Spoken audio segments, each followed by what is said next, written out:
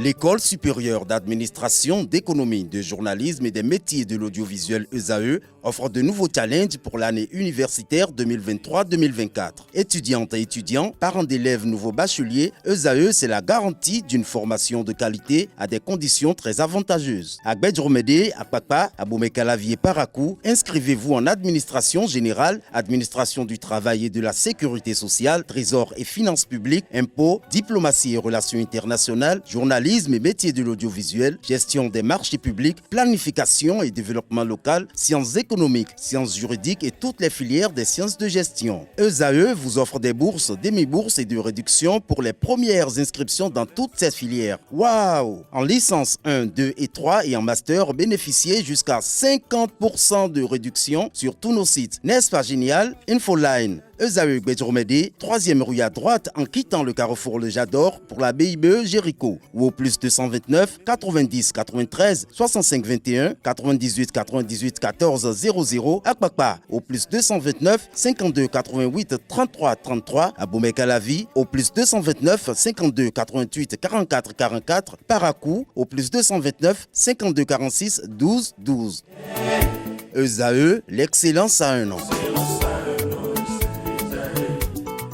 Anaël Do, bonjour à nouveau. À nouveau, bonjour Abdelkader Achiro. Le champion d'Afrique, la Côte d'Ivoire, se fait accrocher par le Bénin en match amical, score final 2 buts partout. Effectivement, la Côte d'Ivoire a fait son retour sur le terrain après son triomphe à la Coupe d'Afrique des Nations en février dernier, mais n'a pu décrocher qu'un match nul face aux Guépards du Bénin lors de leur match amical le samedi 23 mars 2024. Malgré un début prometteur, les Ivoiriens ont été menés au score à 2 reprises par le Bénin avec un doublé d'Olaïtan. La Côte d'Ivoire a su revenir à égaliser à chaque fois grâce à des buts de Gradel et de Diakité. Le match a été marqué par l'émouvante sortie de Mas Gradel qui a disputé ainsi son dernier match en sélection nationale. Le Bénin sera encore à l'assaut demain mardi 26 mars 2024, cette fois avec le Sénégal.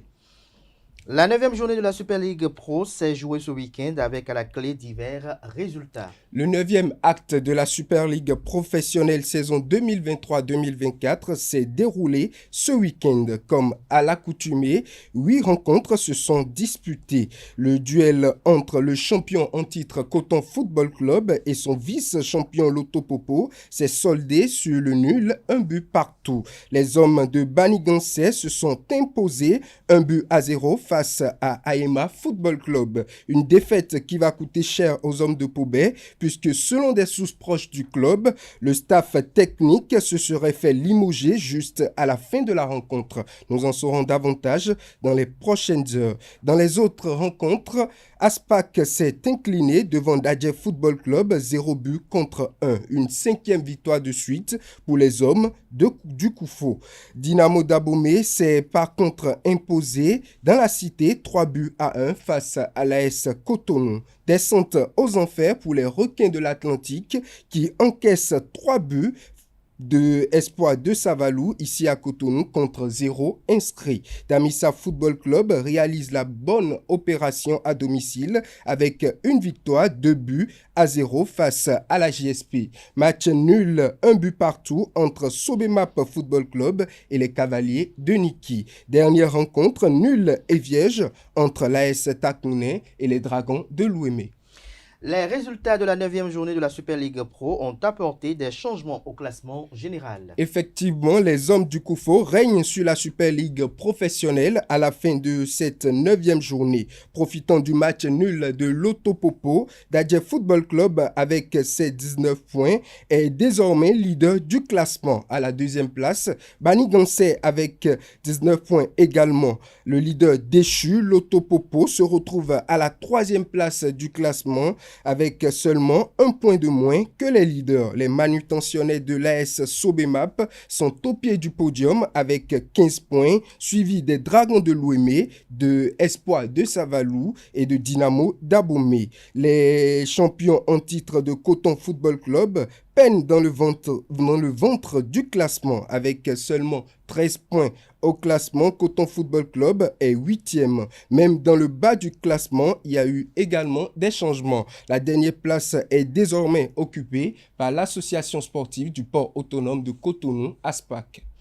Les inscriptions sont toujours ouvertes pour la 6e édition de la formation des jeunes officiels. Le ministère des Sports, à travers l'Office béninois du sport scolaire et universitaire, annonce la tenue de la 6e édition de la formation des jeunes officiels du 2 au 6 avril 2024 sur toute l'étendue du territoire national. Cette formation entièrement gratuite s'adresse aux jeunes élèves de la classe de 6e à la classe de terminale intéressés. Les inscriptions sont encore ouvertes et se dérouleront jusqu'à la soirée de ce lundi 25 mars 2024. Les candidats peuvent s'inscrire auprès des responsables de leur établissement ou de la direction départementale des sports de leur localité. Les sessions proposées pour cette édition sont les suivantes: jeunes reporters sportifs, jeunes arbitres de football, jeunes arbitres de basketball et jeunes secouristes.